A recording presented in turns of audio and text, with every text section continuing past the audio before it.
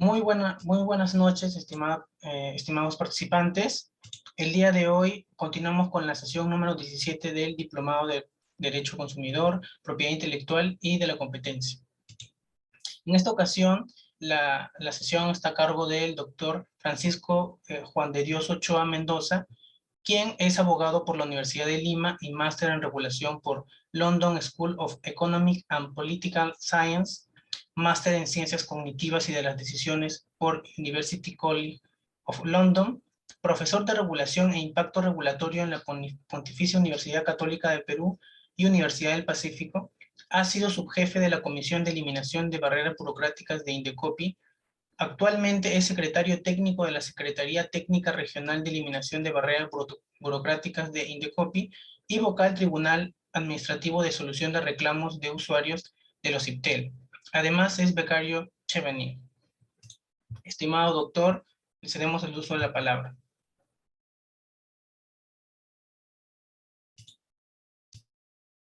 Gracias, Diego. Buenas noches con todos, todos los que se están conectando ahora en vivo y también a los que luego puedan ver la grabación de esta clase bastante corta. Bien, ya Diego les ha comentado más o menos en qué me desempeño, qué es lo que he hecho durante estos años, y más o menos cuáles son mis intereses de investigación y de dictado de cursos. El día de hoy vamos a hablar sobre el análisis de impacto regulatorio, AIR, como se les va a llamar, seguro a partir de este año, cuando se haga un poquito más conocido a nivel de Perú, porque se va a implementar justo este año. A partir de julio vamos a tener las primeras entidades que van a poder estar sujetas a esta metodología. Va a ser una implementación gradual. Y lo que vamos a tratar de revisar el día de hoy, primero es cómo encontrar la importancia de esta metodología de análisis regulatorio, de análisis previo, dentro de un contexto de defensa de la competencia, de promoción de la competencia, de una política de competencia, por ejemplo. Y cuáles podrían ser los beneficios de lograr que se aplique esta metodología en nuestro país. Vamos a hablar también un poco de cuál fue el origen de esta metodología de la AIR y tratar de mostrar de manera sencilla cuáles son los componentes de la metodología. Que vamos a ver que uno de las principales limitaciones que podría tener el AIR, o el RIA, también como se le conoce a nivel internacional por sus siglas en inglés, es que puede parecer de alguna manera complejo por algunos profesionales, por ejemplo, del campo legal, que puedan pensar que esto es equivalente al análisis costo-beneficio y en el que se tengan que utilizar mucha matemática, por ejemplo, pero vamos a ver que lo primero a tomar en cuenta es que este análisis es bastante simple, porque toma como referencia el proceso de toma de decisiones de los seres humanos. Entonces, en verdad no es nada creado pues, por sofisticados economistas que solamente lo pueden hacer ellos, sino en verdad está basado en cómo piensa nuestro cerebro cuando tomamos ciertas decisiones, y eso se ha aplicado o se ha utilizado para construir la metodología de toma de decisiones de política pública, básicamente. Es bueno saber que no es tan complicado porque es algo que hacemos todos los días cada uno de nosotros en algún momento. Entonces vamos a comenzar con esta presentación breve. Como les digo, esto va a durar una hora, un poquito más quizá por ahí, para poder resolver algunas preguntas que les voy a pedir que quizá me dejen continuar durante toda esta hora, un poco de corrido, y de ahí vamos a observar las preguntas al final, pero también si desean pueden ir planteando alguna inquietud en el chat. Creo que esa es una de las ventajas que pueden tener cada uno de ustedes, los que han decidido conectarse en vivo a esta clase, las personas que están conectadas, eh, para que yo durante el transcurso de la clase pueda revisar este chat y resolver estas consultas. Entonces, a ver, he preparado esta presentación para exponerlo durante esta sesión. Y lo primero que quisiera que podamos reflexionar breves 5 minutos probablemente es a qué entendemos por regulación, porque esta metodología tiene 3 palabras, ¿no?, dentro de su composición: el análisis, el impacto y la regulación, ¿no?, donde el objeto de análisis es la regulación, pero primero tendremos que entender qué qué viene a nuestra cabeza cuando entendemos, cuando hacemos referencia a esta palabra. Yo les voy a mencionar, voy a compartir con ustedes qué es lo que normalmente se entiende y por regulación, y nos vamos a dar cuenta que no existe una sola forma de entender la regulación. Para algunos de nosotros, quizá la regulación la asociamos con lo regulatorio o la regulación la asociamos a los servicios públicos, ¿no? De hecho, este curso o este tema de análisis de impacto regulatorio usualmente lo incorporan en cursos o en currícula, en programas vinculados a los servicios públicos, a maestrías de servicios públicos, a cursos sobre algo que es un poco raro el nombre, que le llaman derecho regulatorio.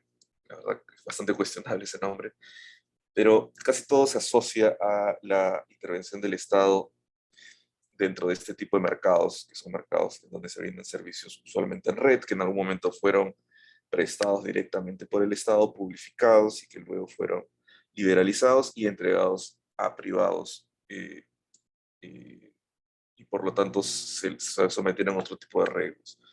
Entonces, la regulación se suele asociar en muchos casos, sobre todo cuando se trata de profesionales, economistas, abogados, ingenieros que trabajan dentro de este tipo de mercados en autoridades, a través de los organismos que les llaman reguladores de servicios públicos, o a empresas que son supervisadas por estas autoridades. Entonces, dentro de este contexto profesional y académico se mueve mucho el término regulación, pero es importante, inclusive a nivel de una clase de este tipo, de una sesión sobre AIR o RIA, saber que este término es limitado. O sea, es correcto bajo cierto contexto, bajo ciertas publicaciones, pero es limitado porque no puede satisfacer todo lo que implica el término regulación necesariamente. No significa que sea incorrecto, ojo, lo que estamos diciendo es que tiene límites, ¿no? Es limitado, tiene límites en el que se puede utilizar. Eh, por eso es que existen otras formas de entender la regulación y, por ejemplo, los abogados entendemos muchas veces que la regulación no solamente se refiere a los servicios públicos, sino el concepto de regulación también va dirigido a la producción normativa. Este es un concepto muy jurídico, muy desde el ámbito legal. Y es pensar de que la regulación se entiende como palabra dentro de un contexto de producción de disposiciones normativas, leyes, decretos supremos, ordenanzas municipales, decretos de alcaldía, entre otras. Todos estos instrumentos que en el derecho administrativo se les conoce como disposiciones administrativas, o también dentro del derecho público, en el caso de las leyes, por ejemplo, como legislación, función legislativa, en el caso de las leyes, decretos de urgencia, decretos legislativos. Son disposiciones finalmente con carácter abstracto y general, eh, y lo llamamos a la regulación, no, a las leyes que son regulación. ¿No? Se le dice, si estamos hablando de un conjunto de normas laborales, regulación laboral. Si estamos hablando de un conjunto de disposiciones normativas del ámbito de eh, infraestructura de servicios públicos, regulación de servicios públicos. Estamos hablando de las reglas que rigen el actuar del ámbito pesquero, regulación pesquera. Entonces, casi siempre se asocia a la regulación en este sentido como instrumento asociado a alguna actividad económica o algún tipo de actividad humana en general. Bien, pero este concepto también es ciertamente limitado porque solo se refiere a aquellas situaciones en donde la intervención del Estado va a estar concretizada en textos normativos.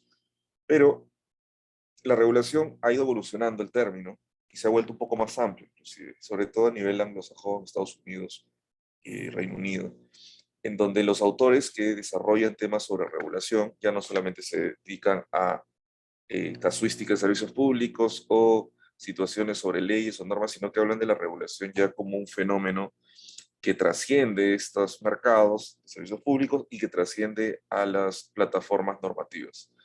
Entonces, la regulación en sentido amplio es una tercera forma de entender la regulación, en donde independientemente del instrumento, que puede ser una ley o una fiscalización, también una actividad de fiscalización, o el desarrollo de incentivos, o el uso de la psicología, de la persuasión, de las ciencias del comportamiento para modificar conductas, también se le considera como regulación. Entonces el instrumento es variado, perdón, en este concepto amplio, y más bien lo que lo que se encuentra como elemento transversal o que atraviesa los diferentes instrumentos, las leyes, los incentivos, la fiscalización, las políticas de comportamiento, todo eso tiene algo en común, que son intervenciones, por eso cualquier tipo de intervención, que tenga por intención, es decir, que sea deliberadamente un instrumento de influencia en la conducta. Entonces, este concepto amplio de la regulación lo que nos dice es que regulación es todo aquello que involucra una intervención deliberada para influenciar en el comportamiento de las personas naturales o jurídicas, ¿no? Entonces, acá ya no solamente estamos diciendo que a través de las leyes se pueden modificar conductas, sino también a través de los actos administrativos, por ejemplo, podemos modificar conductas, como lo hace el INDECOPI muchas veces, más allá del administrado sobre el cual se le notifica la resolución, los competidores de este administrado también se ven influenciados de alguna manera, ¿no? Caso, ejemplo, que suelo dar en clases, eh, ¿qué les viene a la cabeza cuando hablamos de caso Rosa Náutica, caso Cines y Canchita? No, estamos hablando de actos administrativos, procedimientos administrativos que generan una resolución de un procedimiento sancionador con medidas correctivas. Y estas medidas correctivas van dirigidas a un solo agente o a un grupo de agentes involucrados dentro del procedimiento administrativo. Pero la influencia, ya desde el punto de vista de política pública, no desde el punto de vista del derecho administrativo, sino la influencia desde el punto de vista ya más macro, solamente recaía en los cines, cuando estamos hablando de la canchita, ¿no? Dos cadenas de cines que fueron objeto de una resolución, una medida correctiva, solamente estas cadenas fueron influenciadas por el acto administrativo, o es que tuvo un efecto multiplicador hacia otro tipo de cadenas, ¿no? Que estaban involucradas en el procedimiento. Desde el punto de vista del derecho administrativo, solo importan los efectos directos e individualizables. Desde el punto de vista de la regulación, de la política regulatoria como disciplina, estudio, el efecto fue de tipo influencia hacia los demás agentes sin haber estado realmente, directamente, desde el punto de vista jurídico, obligados a acatar la medida, pero por una influencia, un efecto indirecto en el comportamiento, adecuaron su conducta y muchos cines el día de hoy tienen esa regla sin haber estado obligados a. Y lo mismo en el caso de la Rosa Náutica, si ustedes recordarán este caso, la infracción detectada fue, perdónenme, la posibilidad de establecer tratamientos discriminatorios por una carta diferenciada en precios, ¿no? Para las damas sin precio y para los caballeros con precio. Eso que podría, bajo la costumbre del mercado de cierto tipo de restaurantes, ser lo más normal, para, para la autoridad de consumo era algo que rompía la legalidad. Y por lo tanto, acá en este caso, además de la medida correctiva, se impuso una sanción. El efecto jurídico de derecho administrativo era tu restaurante, Rosa Náutica, que no hay que ver cuál es la razón social, estás impedido de continuar con esta práctica discriminatoria. Ahora, eso significa que los demás restaurantes dijeron, de la misma categoría, de un mercado parecido, un público objetivo parecido, dijeron, bueno, eso no me llegó a mí, a mi casa, yo no soy administrado y por tanto no estoy obligado. No, desde el punto de vista legal probablemente eso es cierto, pero desde el punto de vista de la disciplina de la regulación, un concepto más amplio, fueron influenciados quizá otros restaurantes que tenían estas cartas diferenciadas. Esa es una hipótesis, obviamente no hemos hecho la investigación, pero alguno de ustedes podría quizá hacerlo si lo desean. Entonces, nuevamente tenemos estos tres tipos de concepto, un concepto un poquito más limitado, pero que creo que es muy generalizado, sobre todo a nivel de economistas y abogados, de pensar que la regulación solo se limita a servicios públicos, no es así, pero es importante conocer de que hay personas que administran esta nomenclatura de esta forma. También saber que los abogados muchas veces llamamos regulación solo a las leyes, pero el día de hoy muchos autores que ven la regulación de manera más interdisciplinaria, de manera menos cerrada, consideran que la regulación puede ser desde una prohibición a través de una ley, como también puede ser a través de una actividad de fiscalización que aplica una ley, por ejemplo, o también instrumentos un poco más materiales. En el derecho administrativo, por ejemplo, se hablaba de esto a través de la actividad de fomento, ¿no? A través de esta división que existía de policía, del servicio público de fomento. El fomento justamente es la posibilidad de persuadir, de poder influenciar en el mercado sin obligar, ¿no? todo eso se puede considerar como instrumentos de influencia del comportamiento y si tenemos el concepto amplio de regulación, podemos utilizarlo de esa manera. Ahora, ¿cuál es la correcta, Francisco? Tú has criticado un poco los dos primeros conceptos y al tercero le has dado bastante cabida. Es cierto, ahí hay un sesgo de todas maneras por parte mía, pero es importante también definir qué es lo que se aplica de manera oficial, ¿no? Una cosa es lo que digan los libros y otra cosa es lo que se aplica a través del ordenamiento jurídico. Entonces, acá vamos a retroceder al concepto de regulación en sentido normativo, porque en verdad este es el concepto que se va a utilizar para aplicar el análisis de impacto regulatorio, ¿no? Eh, la OSD también acepta que las regulaciones o la actividad regulatoria, el instrumento regulatorio, es aquel que se refiere a las disposiciones normativas, pero hay un agregado que no les he mencionado, que es una forma de regular normativamente, que es el comando y control. Esto es importante que ustedes también sepan de que existe un tipo de forma de entender la regulación en sentido normativo, que es la regulación, comando y control.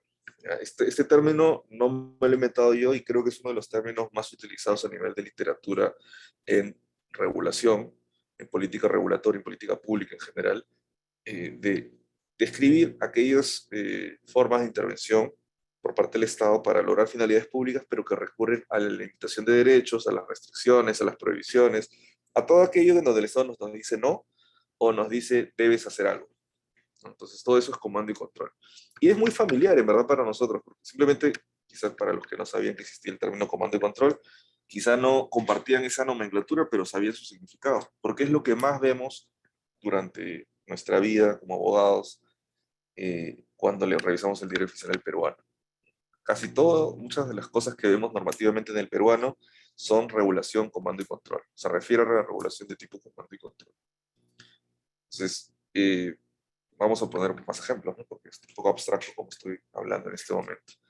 La prohibición de que las personas puedan eh, salir de sus casas a partir de cierta hora, ¿no? Los famosos toques de queda, no solamente a nivel sanitario, sino toques de queda a establecimientos comerciales, por ejemplo. Esto existía hasta antes de la pandemia. Las municipalidades establecían la obligación de que los locales nocturnos, sobre todo bares, restaurantes o discotecas, no abrieran más allá de las 10 de la noche. ¿No? Esta es una restricción, comando y control. ¿Por qué? Primero, porque limita un derecho que se llama la libertad de expresión. Ahora, ¿eso es malo por sí mismo? No, es simplemente es un hecho.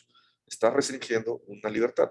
Naturalmente, los establecimientos no desean cerrar sus puertas, menos los que son nocturnos, si es que desean vender algún tipo de producto o proveer de algún servicio. Entonces, es un mecanismo comando y control. ¿Por qué se le llama comando? Porque existe así como el lenguaje de programación existe el comando, las órdenes, los mandatos para la computadora, lo mismo sucede cuando establecemos una orden hacia las personas.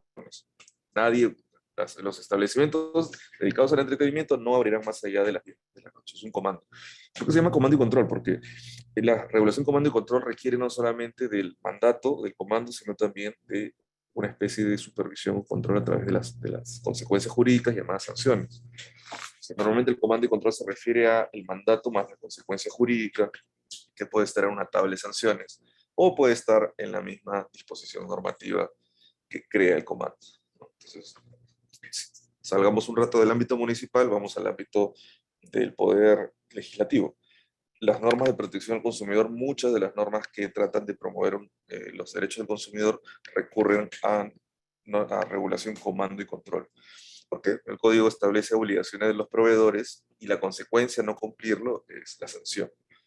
Son mecanismos comando y control. No son malos, por eso les digo, por sí mismos. El hecho de reconocer que algo es comando y control no lo hace negativo. Lo único que hace es clasificarlo. ¿Y qué no es comando y control? Me preguntarán, quizás, ¿no? O sea, oye, todo lo que existe regulatorio es comando y control. Desde el punto de vista, como les digo, legal, las llamadas opciones regulatorias se refieren únicamente a comando y control. Pero desde el punto de vista más amplio, la forma de influir en las personas, en la conducta, en las decisiones de las personas, ustedes saben que no solamente todo es con el garrote, con el mandato, con la sanción, sino también existen formas de convencer sin castigar, ¿no? Eso se llama la persuasión. Y bajo el lenguaje oficial, Acuérdense, estábamos hablando de un lenguaje de literatura, que son las 3 primeras clasificaciones que les he dado, más el comando de control, pero en el lenguaje oficial existen 2 tipos de opciones para modificar comportamientos. Opciones regulatorias, utilizando el segundo concepto que se les he hablado sobre regulación normativa, comando y control, y opciones no regulatorias van a ser todas aquellas opciones para reducir problemas de interés público, para modificar decisiones a favor del interés público, que no recurran al comando y control. Por ejemplo, el uso de incentivos para que más personas puedan tributar, el uso de las normas sociales para que más personas puedan cumplir con las leyes vinculadas a derechos laborales. Todo esto tiene mucho que ver seguro con lo que ustedes habrán escuchado hablar en algún momento de las ciencias del comportamiento y más precisamente de lo que se les conoce como los pequeños empujones o nudges, que no es otra cosa que intervenciones que podrían estar no solamente basadas en los clásicos instrumentos normativos, sino sobre todo en el uso de la psicología, la psicología, muchas ramas de la psicología como la cognitiva, la social, hallazgos en general de las ciencias sociales que traten de predecir mejor cómo va a reaccionar una persona sin necesidad de obligarla, ¿no? Quienes quieran explorar un poco más sobre opciones no regulatorias, o como yo le llamo, alternativas a la regulación tradicional, pueden escribirme a mi correo, se los voy a proporcionar para que me puedan escribir, y les comparto un artículo de mi autoría sobre la descripción de algunas de estas herramientas con ejemplos. Bien, entonces estábamos hablando del concepto de regulación. Teníamos dos conceptos bastante limitados que tenían que ver con servicios públicos,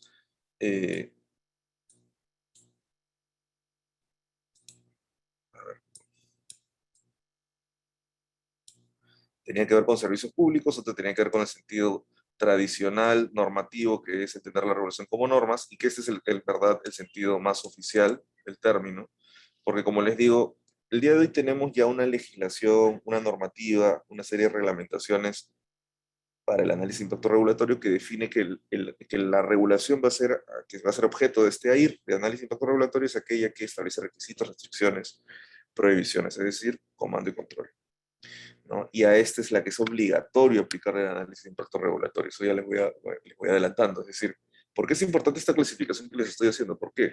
Porque el análisis de impacto regulatorio, las entidades que van a aplicarlo son aquellas entidades que en algún momento desean plantear alguna propuesta de tipo normativo, ¿no? Por eso regulación en sentido normativo, y comando y control, con restricciones, con obligaciones.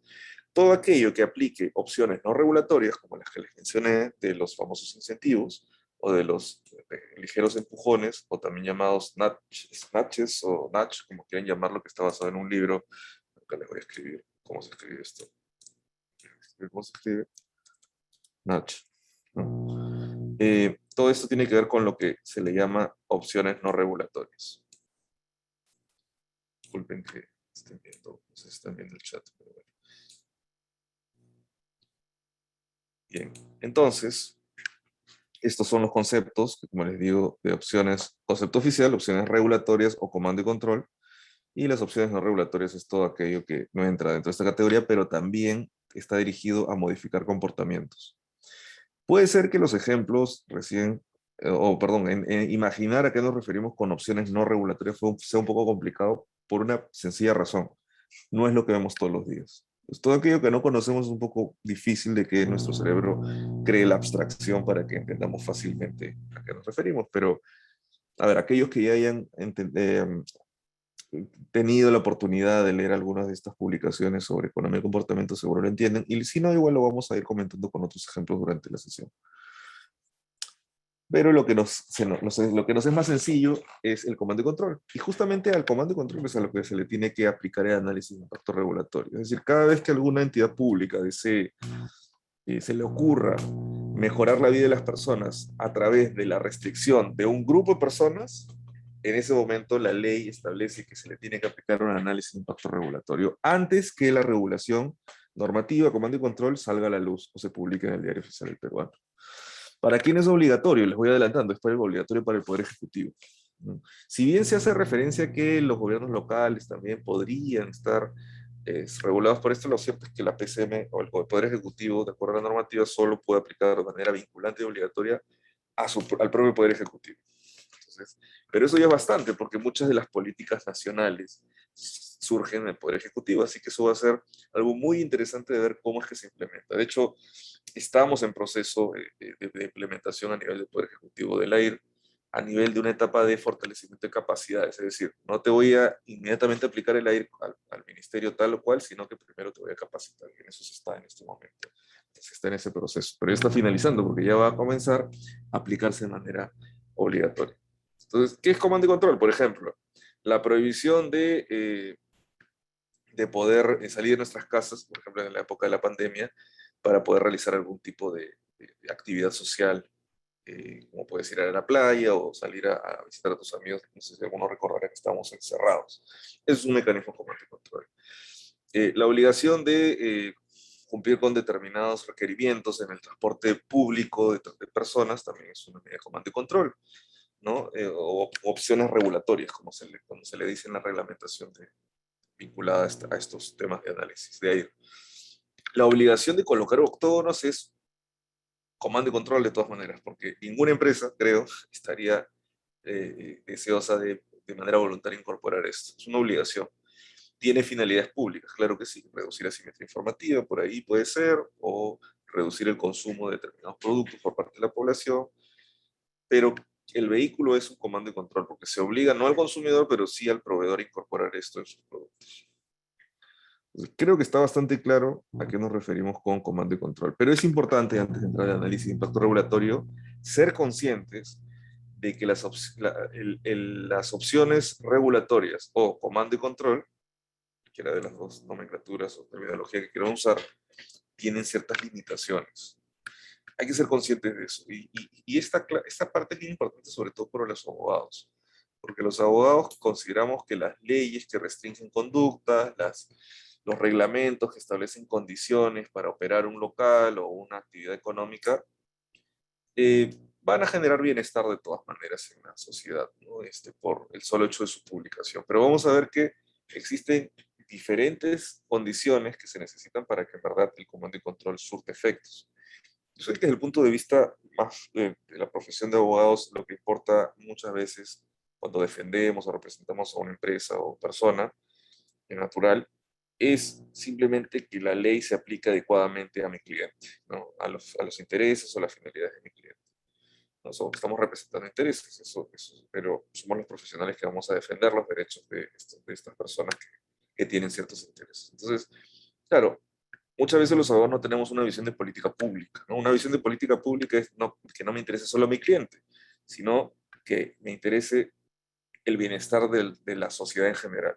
Entonces, claro, por eso es que el que hace política pública tiene una visión diferente, ¿no? Ya no es una visión así nada más, bastante limitada hacia el interés propio de mi cliente o mi interés, sino es un interés general. Entonces, este análisis que les voy a plantear en unos breves minutos forma parte de este enfoque, es un interés público. ¿Cómo es que al Estado, por ejemplo, debería interesarle conocer de que las leyes que establecen restricciones no van a surtir efectos en la decisión de las personas por el solo hecho de que se publique, porque se necesitan ciertas condiciones?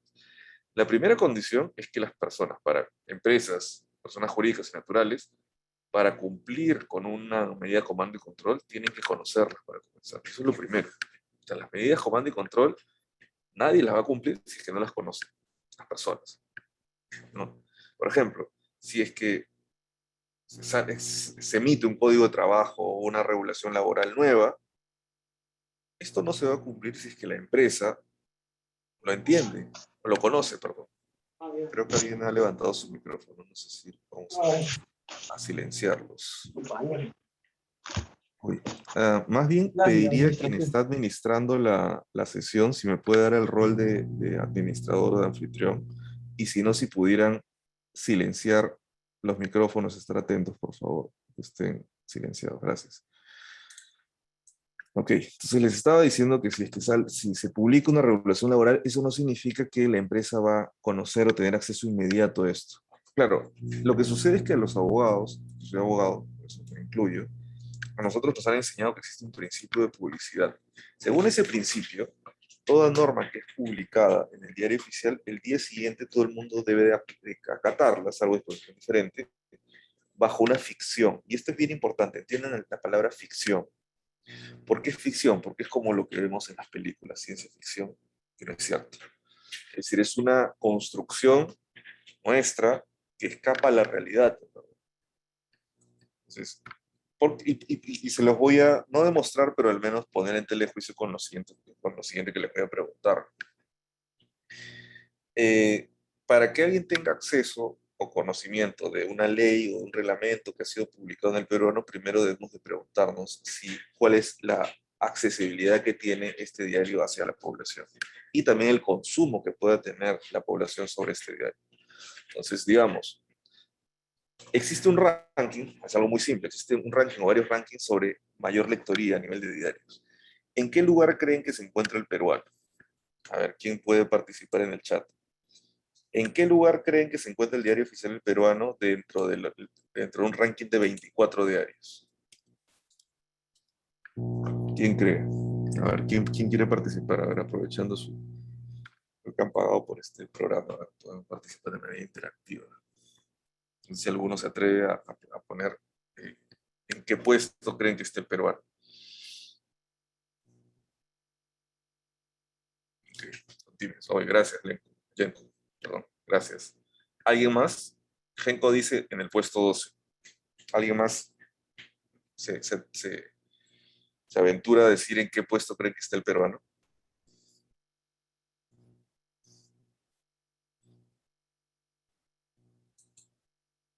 Parece que son muy tímidos todos.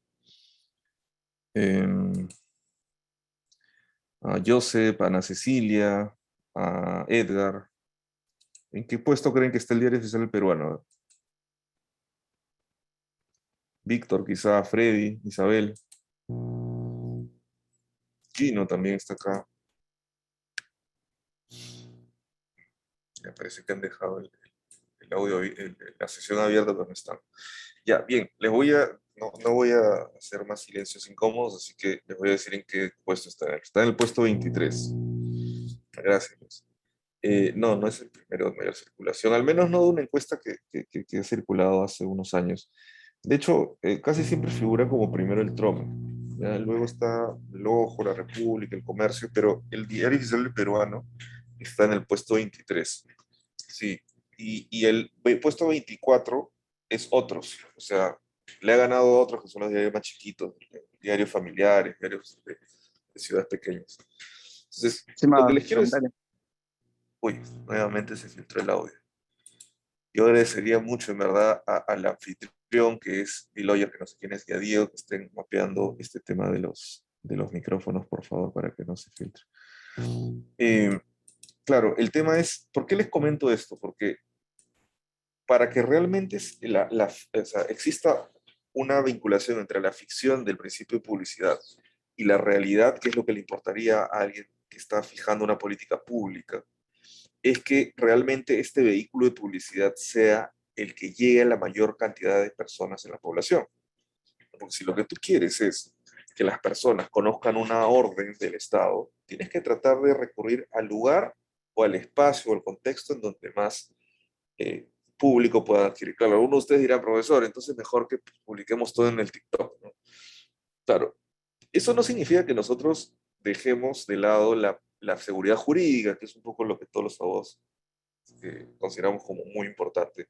No estoy diciendo que dejemos de publicar en el peruano, lo que estoy diciendo es que se necesita de un esfuerzo extra, un pequeño esfuerzo del Estado para no pensar de que solamente publicándolo en el peruano vamos a lograr que las personas entiendan, perdón, conozcan o tengan acceso a una regla como control. Es importantísimo que el Estado entienda esto, que los hacedores de política pública lo entiendan, porque si es que no se hace, no se va a cumplir con la disposición. Salvo que el Estado lo que quiera es sancionar para poder recaudar. Y como sabe que las personas no leen el peruano, esto le cae a pelo.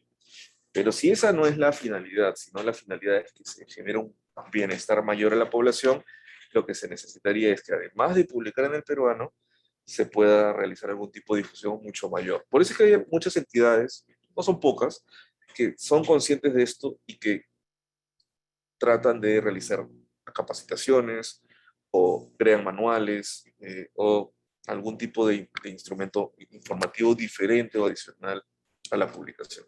Ahora, eso es una, como les digo, piensen que esto es una de las limitaciones, o podemos llamarle retos del comando y control, hacerlo conocido, ¿no?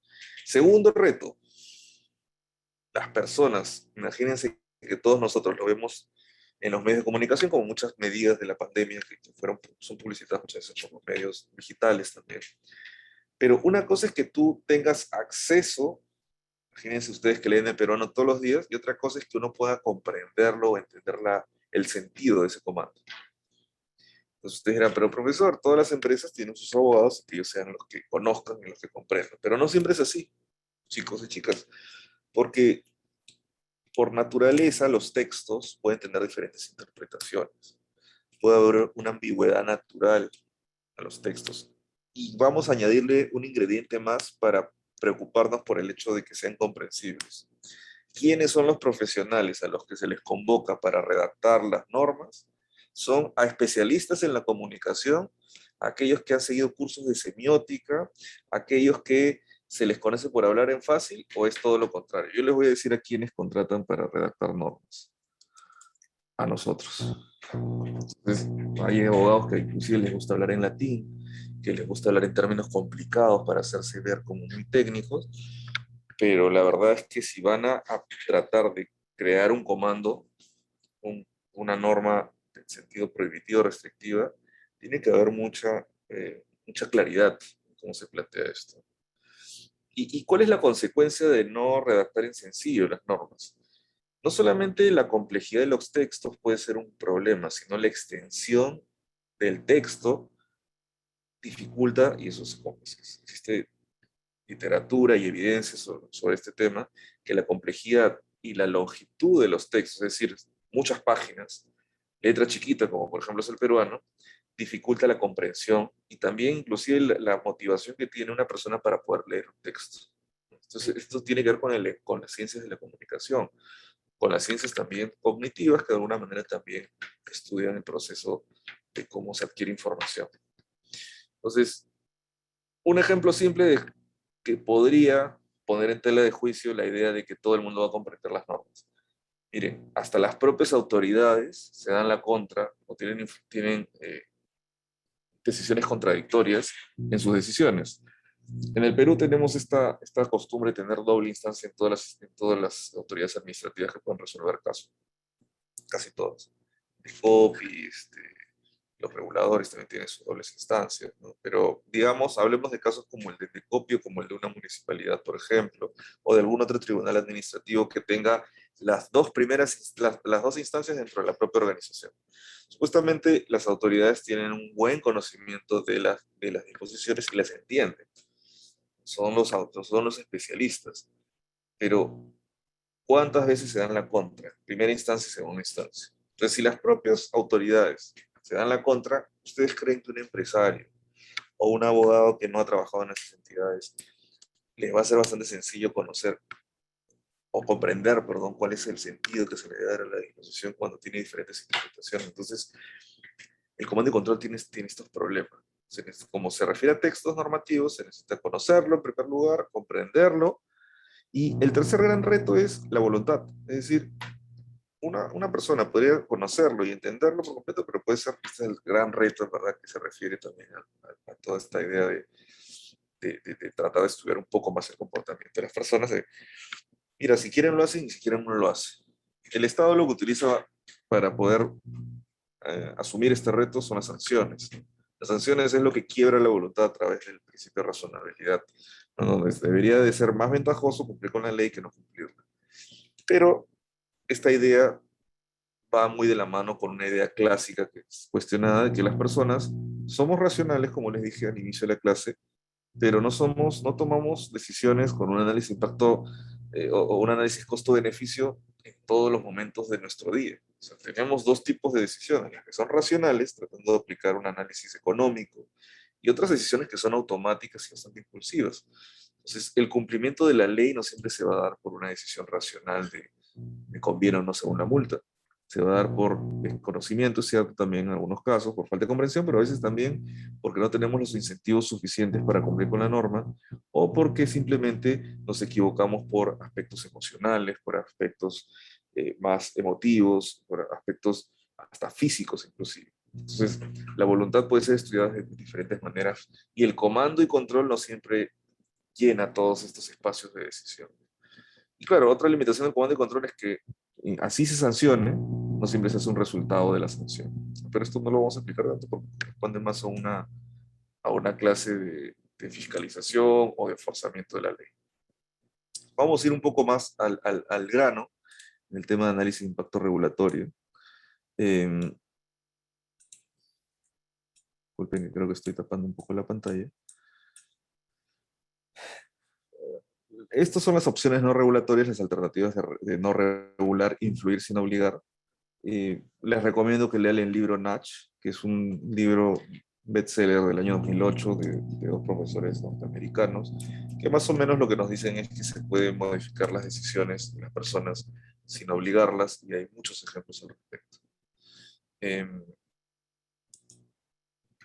Vamos a pasar este tema de las teorías de la regulación, porque creo que ustedes lo conocen muy bien.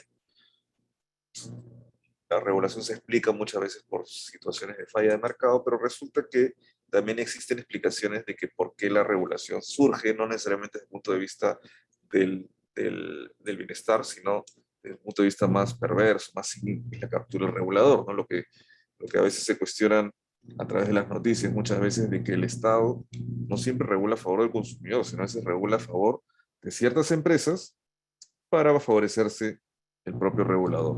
Esto es una teoría, obviamente, que no explica todas las regulaciones, sino algunas únicamente, y que tiene mucha importancia porque lo que nos dice es una regulación que no está bien justificada, justo con el análisis de impacto regulatorio, podría generar indicios o sospechas de que se refiere a una regulación capturada, es decir, que la industria, un grupo de empresas, ha capturado el interés del regulador y lo que está haciendo es, a cambio de algo, ya sea de financiamiento, de algún tipo de acción ilegal, consigue que surja una regulación a favor de esta empresa y en contra de sus competidores. Sobre todo la captura tiene mucho sentido cuando se trata de regulaciones que afectan a un competidor para favorecer a otro, ¿no? Y acá también no vamos a ahondar mucho. Pero sí es importante que sepan que todas las ideas del análisis de impacto regulatorio surgen por justamente las ideas de que la regulación puede estar sujeta a capturas o a algún tipo de interés, no del interés público, sino del interés más privado, ¿no? Y acá simplemente, ya que esto tiene que ver mucho con derecho a la competencia, con las políticas de competencia, porque eh, a veces lo que más hace daño, más que lo que han visto quizá durante este curso de los comportamientos de las empresas privadas hacia la competencia y hacia el consumidor, lo que más puede hacer daño es una mala regulación, ¿no? De hecho, cuando uno construye un evento sobre derecho a la competencia o cuando quiere construir una política de competencia, es imprescindible no centrarse solo en el comportamiento privado, ¿no? Y esto es lo que sucede en los cursos normalmente, por eso saludo mucho lo que está haciendo Bill, porque los cursos de derecho a la competencia casi siempre se relacionan pues, a los cárteles, ¿no? A las conductas colusorias, ¿no? Y al abuso de poder de mercado. Y claro, en el Perú, de manera casi novedosa, últimamente se está hablando de las concentraciones empresariales porque es una regulación reciente. Y ya lo más novedoso que se suele hacer en los eventos a nivel local es hablar de competencia y tecnología, ¿no? Y algo importante y interesante también es hablar del cruce de propiedad intelectual con competencia, pero son pocos los eventos, las universidades, los grupos de estudio que incluyen la protección, o perdón, que incluyen contenidos sobre eh, prácticas públicas, ¿no? Y esto es algo que debe ir generalizando, se tiene que crecer un poco más. Prácticas o comportamientos públicos tiene que formar parte de las mallas de cursos sobre derecho a la competencia. No puede ser que sigamos formando profesionales o abogados que solamente se concentren en sancionar empresas, como si el comportamiento privado fuera el único que pudiera impactar en la competencia y en el consumidor. No es así. De hecho, les voy a contar un caso que tiene que ver con un impacto negativo en la competencia y que debería formar parte, como les digo, del interés de las autoridades, ¿no? Y de la academia también. O sea, las prácticas públicas pueden ser de diferente modo medios de afectación de la competencia. Tenemos prácticas públicas como roles empresariales que pueden afectar el principio de subsidiariedad. Eso es una práctica pública que afecta a la competencia. Tenemos aspectos de compras públicas también, reglas de compras públicas que pueden afectar la competencia. Tenemos ayudas estatales también. La ayuda estatal en Europa, por ejemplo, es supervisada y es un aspecto que es una preocupación vinculada al derecho a la competencia. Y finalmente tenemos regulaciones innecesarias, como lo que se le conoce como barreras burocráticas en el Perú y en otros países barreras regulatorias. Entonces, les voy a contar un caso. Tenemos toda una tipología de lo que son comportamientos públicos. Claro, lo que pasa es que la mayor parte de abogados se dedica únicamente a defender o en el caso de las autoridades públicas, o a reprimir comportamientos privados. Pero el Estado es el que puede a veces dañar más que cualquier cártel, más que cualquier poder de mercado abusivo. El Estado tiene el uso de la fuerza legitimado, puede quitarte dinero sin que no lo puede cuestionar. Entonces hay que tener mucho cuidado con el comportamiento público, tanto que con el privado. El caso más importante que podríamos hablar sobre, quizá más significativo, sobre comportamiento público que afecta a la competencia, que podría haber sido anticipado a través de un buen análisis de impacto regulatorio, es el caso de balones de oxígeno. En el caso de balones de oxígeno, en simple, lo que nos decía es, mira, el Ministerio de Salud, que supuestamente debe cautelar la salud de los peruanos, lo que hizo fue regular a favor de ciertas empresas, ¿no? Esto ustedes lo conocen porque ha sido referido, sobre todo en la época de pandemia, como un caso importante en materia de competencia. Algunos políticos lo han querido utilizar a favor suyo. La verdad es que si se supiera la verdad, muy pocos políticos podrían utilizarlo a favor suyo, porque esto fue una regulación que que pasó por diferentes gobiernos. Pasó por diferentes gobiernos. En un momento el Ministerio de Salud lo que dijo es, vamos a subir el estándar de pureza del oxígeno. Uno diría que bueno, porque mientras más puro mejor, pero resulta que mientras más subes el estándar, más excluyes a competidores que puedan aplicar ese estándar. Entonces, digamos que antes habían 100 competidores que podían 90 o 93% de pureza. Cuando el Ministerio de Salud eleva el estándar, solo quedaron 5. Claro, la pregunta del millón es, ¿era necesario? Indecopi investigó este caso, sentó en el banquillo los acusados al Ministerio de Salud, y el Ministerio de Salud no supo sustentar por qué. Y había un argumento muy sólido por parte de las empresas que fueron afectadas, y es que en otros países, en Estados Unidos, por ejemplo, era aceptado menos del 99%, 93% de pureza, y al ser una regulación pues, bastante exigente, se entendía de que si es que en otros países se podía hacer esto, con mayor razón, en el Perú no se tenía por qué elevar el estándar. Entonces, la pregunta del millón era ¿por qué lo elevaron? No se supo responder, pero había un indicio de captura. ¿Por qué? Porque las empresas que sí podían hacerlo y que se quedaron en el mercado, las demás salieron. Las demás no pudieron sobrevivir al mercado formal que les exigía el 99% de pureza. Esas empresas luego, Indecopi también a través de la Oficina de Libre Competencia, detectó que se habían coludido para repartirse el mercado peruano entre ellas, ¿no? A nivel territorial. El mercado sobre todo de compras de balones de oxígeno por parte de centros médicos, centros de salud estatales.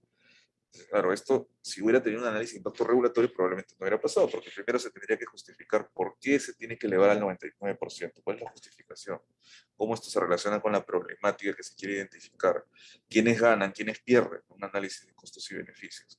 Y un principio básico de escoger la alternativa menos restrictiva nos diría de que si con 93% podías lograr la misma finalidad, era innecesario subir a 99%. Claro. Lo que pasa es que el Estado hasta el día de hoy no tiene esta obligación de aplicar un análisis sólido de impacto regulatorio, y en ese momento menos. ¿Y esto es lo que sucedió?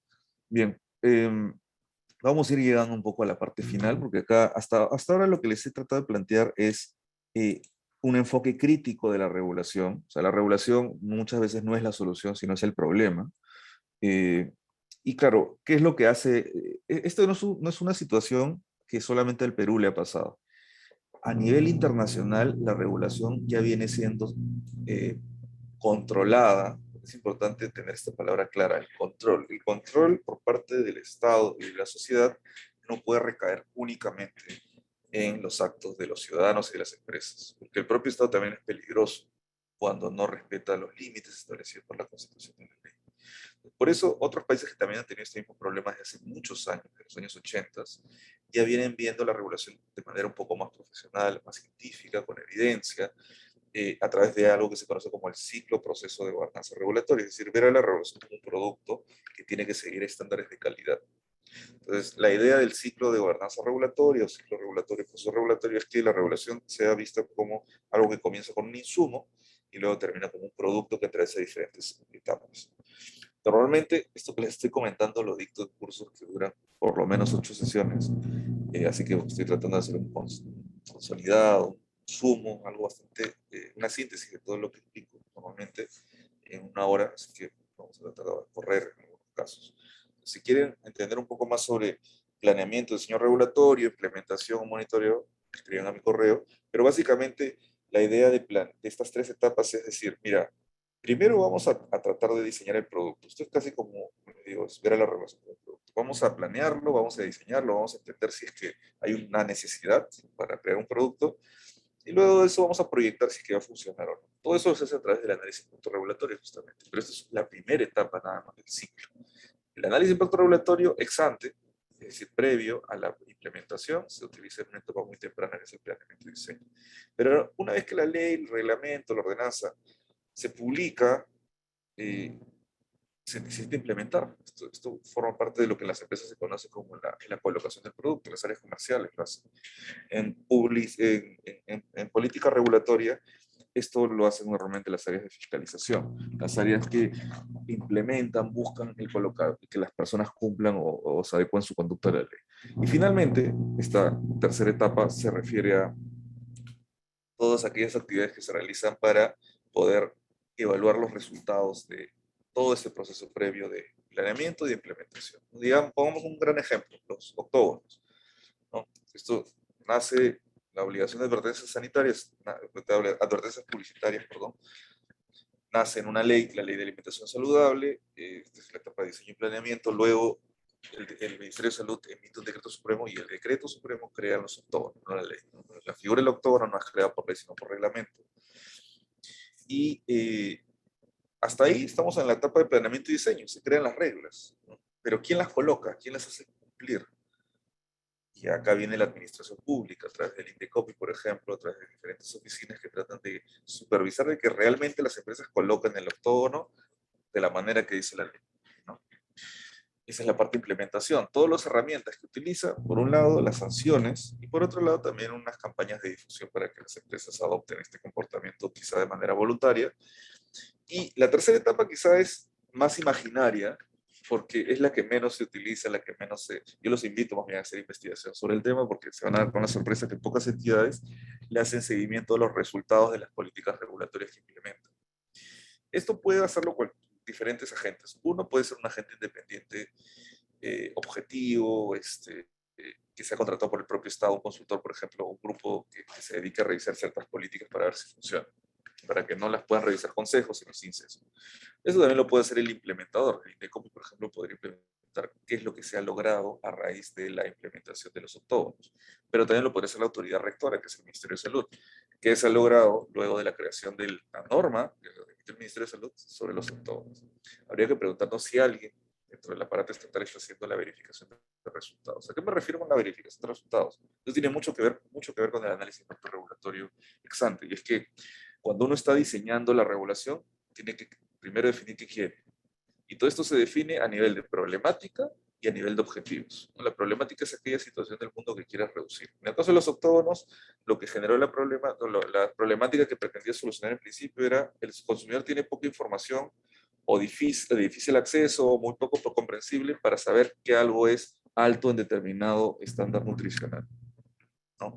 Entonces, esa es la problemática, habría que ver si había evidencia al respecto, que sustentaba. Ahora, ¿cuál es el objetivo? El objetivo es que el consumidor pueda tener mayor acceso, reducir esa asimetría informativa. Normalmente la problemática es la versión negativa del objetivo, el objetivo es la versión positiva del problema, ¿no?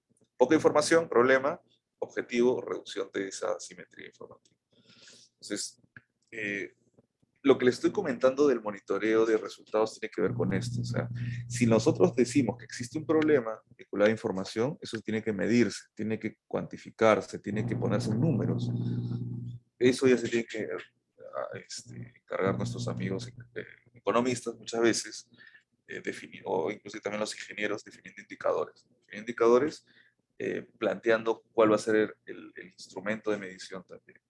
Entonces, digamos que se realizó una encuesta y se llegó a la conclusión que un 30% de consumidores no entendían lo que leían o no sabían que existía rotulado o que este rotulado no se entiende y por tanto esa información era muy reducida. Entonces el objetivo podría ser incrementar los niveles de información, pero el tema es quién le hace seguimiento a eso. ¿Alguien le hace seguimiento a si el consumidor realmente el día de hoy tiene más información que antes? ¿O simplemente es un saludo a la bandera, el octógono, para que la población esté tranquila de que alguien le está cuidando? Es una hipótesis, es una pregunta que luego puede ser transformada en una hipótesis para cualquier investigación. Yo les recomendaría que hagan. Bien. Y acá, vamos a ir terminando, el análisis de impacto regulatorio justamente lo encontramos dentro de este ciclo en la primera parte. El AIR, ¿no? Como la PCM quiere que le llamemos, el análisis de impacto regulatorio tiene todos estos componentes, o todos esos atributos, no le vamos a llamar componentes se refiere a partes. Lo que nos inclina a hacer esta metodología de análisis de impacto regulatorio, no a nosotros, sino al Estado, a las autoridades que pueden regular, pueden crear normas, es análisis bajo racionalidad. Entonces, yo les estaba explicando que las personas, el día a día de nosotros es temas que analizamos muy al detalle, utilizando esta racionalidad económica, así como la de alguien que está jugando ajedrez, o también hay otras actividades que realizamos con un comportamiento y decisiones súper automáticas e impulsivas, ya casi rutinarias que nuestro cerebro procesa rápidamente, no necesita que nos pongamos a analizar con los costos y beneficios de manera un poco más detenida. Entonces, la política pública casi siempre se hace con el automático, es lo malo, ¿no? Satisfacer a la opinión pública, satisfacer al presidente, al ministro, al jefe, etc. Pues la idea de la IR es salir de eso un rato y más bien tomarnos el tiempo para analizar las decisiones, analizando sus pros y sus contras, la efectividad y la eficiencia. ¿Qué es concretamente el análisis de impacto regulatorio? Ustedes van a encontrar diferentes manuales a nivel internacional. Esto, como les dije, comenzaba en otros países en los 80s, en Inglaterra, en Reino Unido. Ellos fueron los primeros que impulsaron, perdón, en Inglaterra y en Estados Unidos, en Reino Unido y en Estados Unidos, se comenzó con esto en los 80s, en diferentes gobiernos que querían impulsar la economía y dijeron, la regulación está generando muchos problemas, así que vamos a analizarla mejor. Toda nueva regulación va a tener que tener del lado un análisis de efectividad, de costos también, y así fue surgiendo y evolucionando la idea de análisis de impacto regulatorio. Hasta que el día de hoy, gracias a la mano de la OECD de diferentes países, el análisis de impacto regulatorio es bastante rico, va más allá del análisis costo-beneficio. Y podríamos simplificarlo en la siguiente estructura, y acá con esto vamos a ir terminando. El análisis de impacto regulatorio puede tener diferentes preguntas, manuales, etcétera, pero se simplifica en tres grandes pasos, la que yo ya le llamo la metodología PAI, ¿no? Porque tiene problema, alternativa e impacto. Como toda decisión racional, primero tenemos que identificar la problemática que nos preocupa, ¿no? O sea, ¿qué es lo que queremos modificar del mundo que está mal? Personas que tienen poca información, accidentes de tránsito, personas que no cumplen con reglas del medio ambiente, daño a la propiedad ajena. Entonces tenemos diferentes problemas que nos rodean día a día.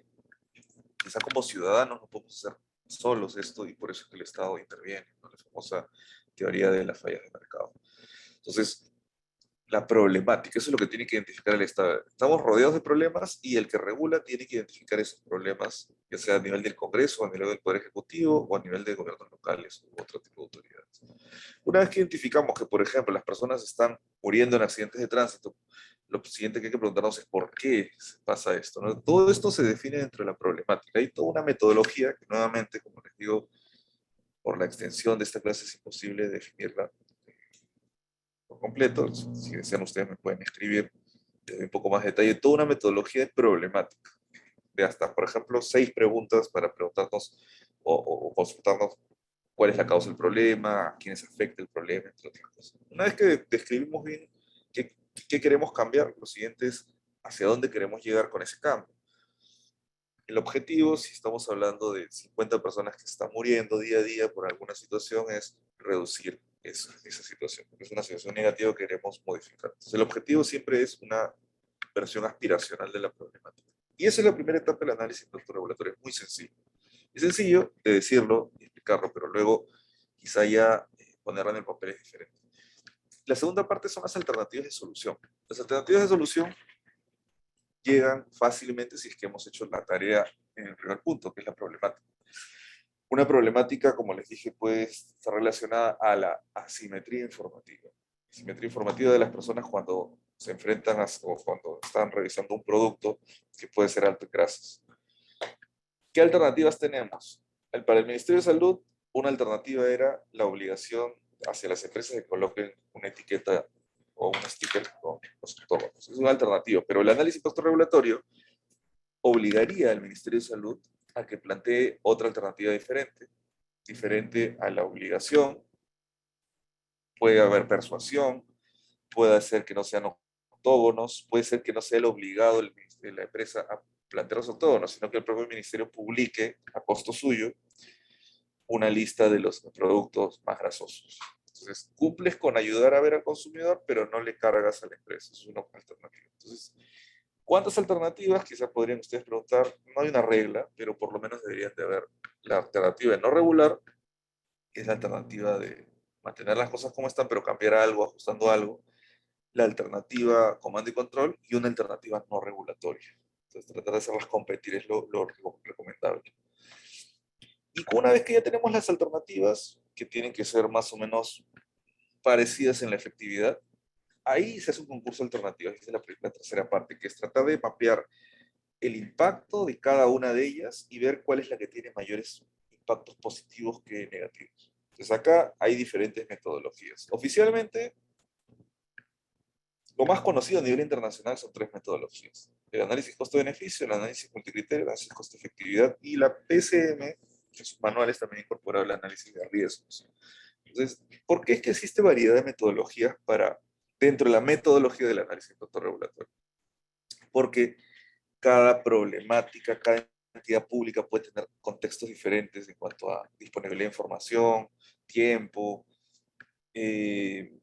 capacidades de los miembros que realizan el análisis de impacto regulatorio. Entonces, cada una tiene sus atributos. No vamos a ahondar en cada una de ellas, pero sí les quiero decir de que un paso previo antes de escoger cada alternativa es hacer una lluvia de ideas con los pros y los contras de cada alternativa.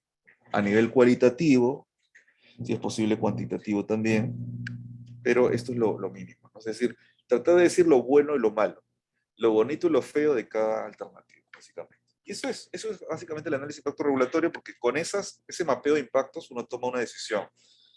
Es como cuando uno va a comprar cosas caras, ¿no? Cuando uno compra cosas caras trata de irse más de una tienda, comparar productos, y no va a comprar el primero que quiere. Si compras un carro, salvo que tengas dinero para que no te importe esto, normalmente vas a ver más de un concesionario, ¿no? Cuando compras un vehículo, cuando compras un inmueble, también tratas de ver más de una casa, ¿no? Más de una opción. Entonces, esa es la idea en el análisis de impacto regulatorio, que como esto le va a costar a la empresa, a la sociedad en su conjunto, el Estado se tiene que tomar un tiempo.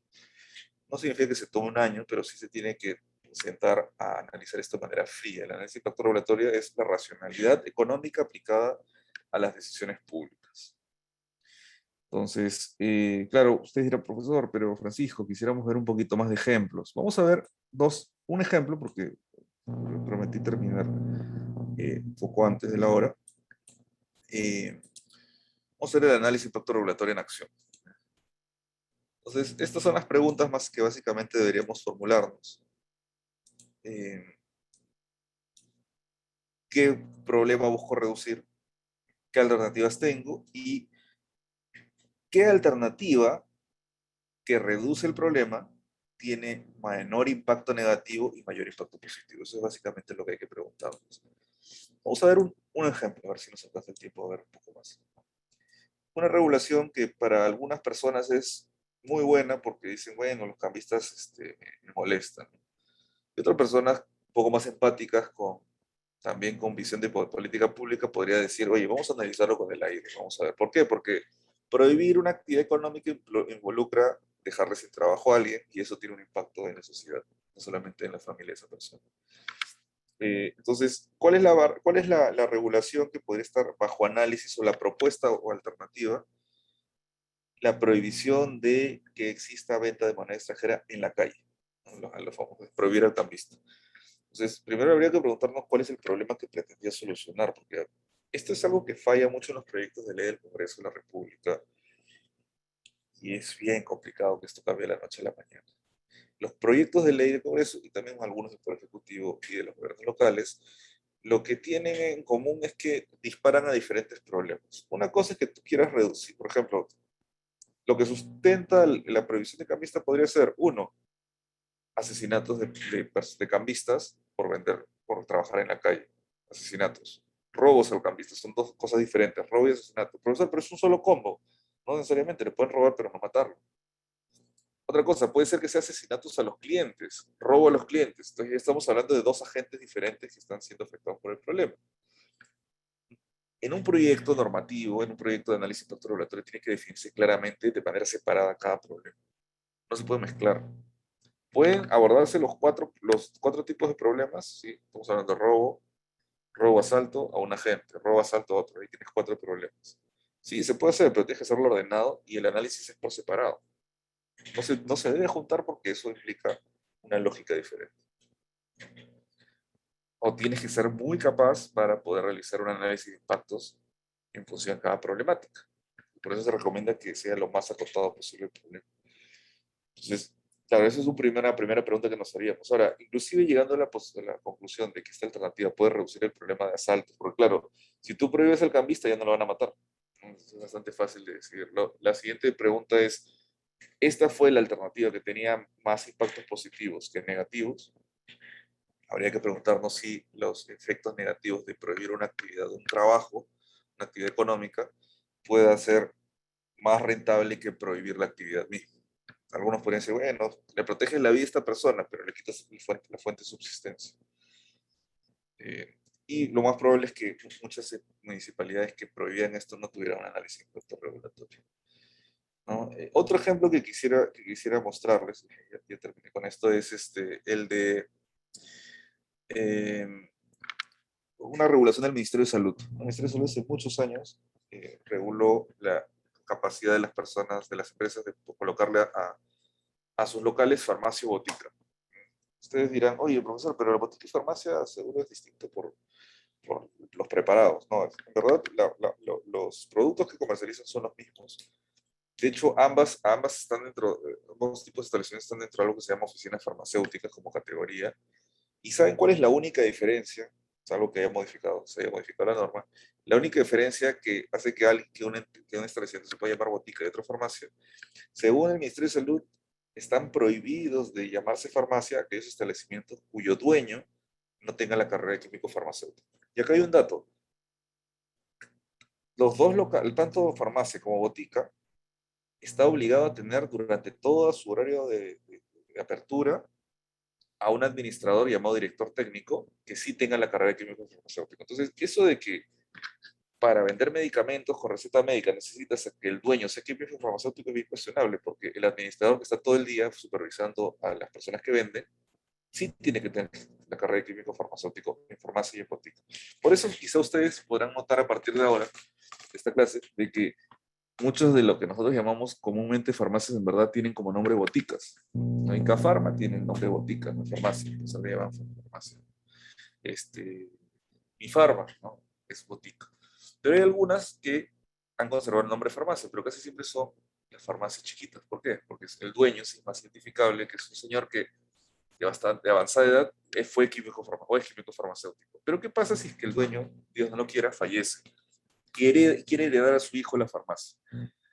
Resulta que si es que el hijo es abogado, economista o no tiene profesión, simplemente estaría prohibido, impedido de asumir la titularidad si es que quiere que se llame farmacia. Entonces es una medida que habría que preguntarnos.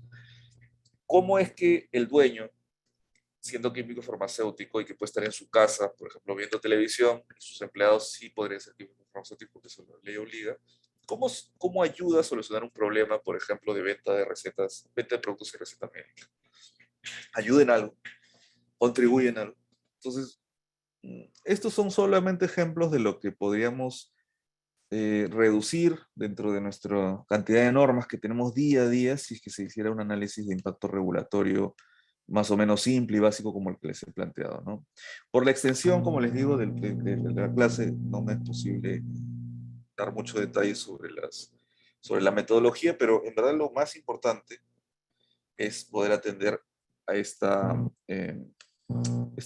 componentes, ¿no? Problemática, objetivos, alternativas e impactos de cada alternativa, ¿no? Y un componente importante, no es un componente, pero es una buena práctica que en paralelo se recomienda realizar, es tratar de socializar el proyecto normativo desde la problemática, las alternativas, tratar de conversarlo también con las partes afectadas, ¿no? Las empresas tienen mucho que participen, que puedan aportar.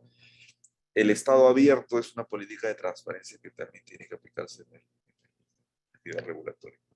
Bien, yo les agradezco por su atención y quizá nos queden algunos minutos para preguntas. Simplemente abro el micrófono para ver si alguien quiere hacer alguna consulta. Diego, te dejo en tus manos Sí, muchas gracias, estimado doctor. De manera interna, Yenko nos ha mandado la pregunta de ¿qué cambios o reformas se requieren para que todas las instituciones públicas implementen el RIA en sus organizaciones?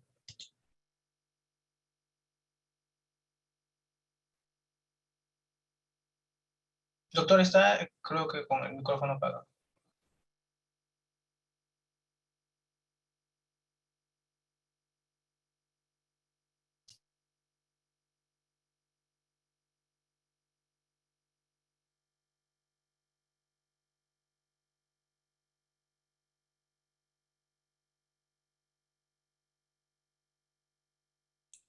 Ya, no podía, me salía que el anfitrión tenía que abrirme. Ya, bien, buena pregunta. Gracias, Diego, y gracias, Genco. Es una buena pregunta. Eh, a ver, esto del análisis de impacto regulatorio, para comenzar, como lo habrán notado, es ir contra la corriente. No es algo sencillo, porque es como que ustedes le dijeran, nunca han ido al gimnasio o nunca han jugado un partido de fútbol y les dicen, ¿sabes qué? A partir de la próxima semana vas a tener que jugar en la sub-20. Es un cambio brutal a lo que normalmente está acostumbrado el Estado. El Estado está acostumbrado a que, primero, que no rendirle cuentas a nadie más que a la prensa, a la opinión pública, pero siempre y cuando hay una prensa y opinión pública informada. Ustedes jamás van a ver una marcha que diga, oye, el Estado no es un RIA. Entonces, no es un tema muy popular. Entonces, va contra la corriente porque el Estado tampoco está acostumbrado a mostrar sinceramente la parte negativa de un proyecto de ley, un proyecto normativo. Casi siempre lo que hace es marketearlo. Entonces, difícilmente un congresista va a estar muy inclinado, sus asesores, a, ¿cómo se llama? A poder mostrar los pros y los contras de las alternativas. Otra cosa de lo que va contra la corriente del análisis de impacto regulatorio es que normalmente quien presenta un proyecto de ley o de normativa, reglamento, presenta una propuesta. Nunca presenta tres propuestas. O sea, acá, por ejemplo, se está pidiendo que más de una, ¿no? Y no hay mucha regularidad en tratar de plantearse indicadores. Casi siempre uno dice, bueno, ya algún día alguien lo medirá, nadie lo mide. Entonces, la pregunta de Genco es, oye, ¿qué cambios tenemos que hacer? Primero tenemos que hacer cambios desde el ingreso a la carrera pública, probablemente, pues se tiene que entender de que el servicio público tiene que estar medido en cuanto a sus resultados, ¿no? Hay todo un tema de fortalecimiento de capacidades que las entidades tendrían que invertir. Tiene que haber también una mayor facilidad para los que quieren cambiar sus normas, el Estado, tener acceso a información, una base de datos importante. O sea, para que uno pueda hacer un buen AIR, un análisis de impacto regulatorio, necesitas estadística. Y resulta que o sea, a ver, el Instituto Nacional de Estadística, el INEI, o sea, tiene información que es pública, pero hay otra que no está pública, ¿no? Entonces tiene que haber una mayor interoperabilidad o interconexión con los datos que tienen nuestras organizaciones que tienen esta posibilidad de acceder a estos datos, construirlos como el INEI, para tratar de trazarlos hacia todo el Estado, una especie de biblioteca. Necesitaríamos también invertir un poco en investigación dentro de las propias entidades. Ahora, para aplicarlo en todas las instituciones, que es el componente más interesante de la pregunta de Genco, es complicado porque es algo gradual, ¿no? Así como les digo, para que te manden a jugar en el profesional, primero tienes que haber jugado pues, algunas pichangas, algunos partidos de fútbol. Y acá no se ha jugado mucho de eso. Lo más cercano que ha sucedido es en el Poder Ejecutivo. Por eso es que el Poder Ejecutivo siempre está un poco en la vanguardia, ¿no? En estos temas y acá quien lo está implementando es el Poder Ejecutivo. Ahora, cuando hablamos de todas las entidades, estaríamos hablando, por ejemplo, de los gobiernos locales, y yo creo que ahí sí está el reto, ¿no? Así, no sé si pueden silenciar a Víctor, gracias. Ahí está el reto porque los gobiernos locales son muy reacios, bajo su mal entendida autonomía municipal, de acatar las normas del gobierno central.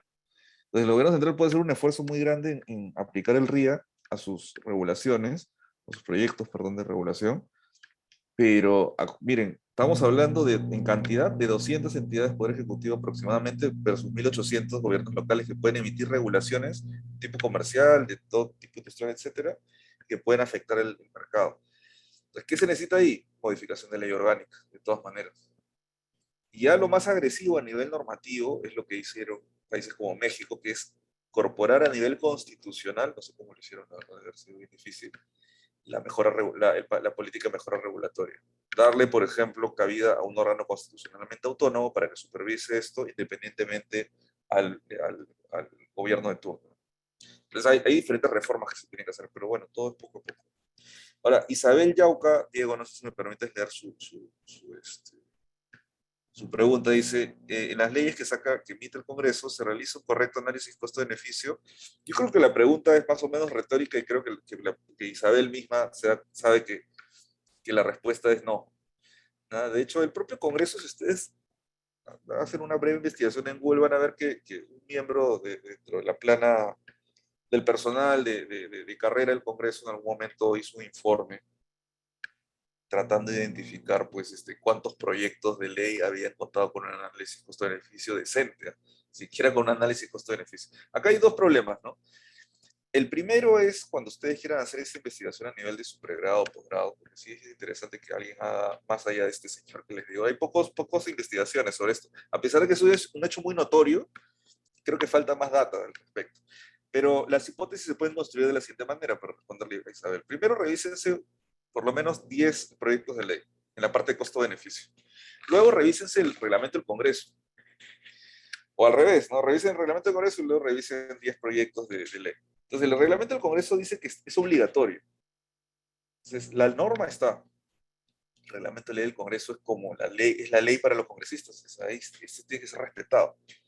Entonces, por eso es que los proyectos de ley tienen una parte, un título que dice análisis costo-beneficio, porque saben que el reglamento lo obliga, les obliga a hacerlo. El tema es que como hay mucho cumplimiento creativo por parte de los peruanos, lo que ustedes van a verificar en el Congreso de los proyectos de ley es que los proyectos de ley tienen un solo párrafo sobre el análisis costo-beneficio y el problema no es tanto la extensión, el problema es el contenido. El contenido lo que nos dice es, este proyecto no generará gastos al Estado, ¿no? Por lo tanto, ese es el análisis costo-beneficio, ¿no? Presente proyecto de ley no generará gastos al Estado. ¿Eso es un análisis costo-beneficio? No, eso es un análisis de cumplimiento de la norma presupuestal, que es otra cosa. O sea, lo que está diciendo ahí es, oye, por si acaso el Estado, mentira, porque casi todo lo que involucra eh, comando y control involucra fiscalización también, así que hasta eso está mal. Pero la lógica del congresista es, mira, yo estoy prohibido de tener iniciativa de gasto. Es decir, yo no le puedo generar gasto al Poder Ejecutivo.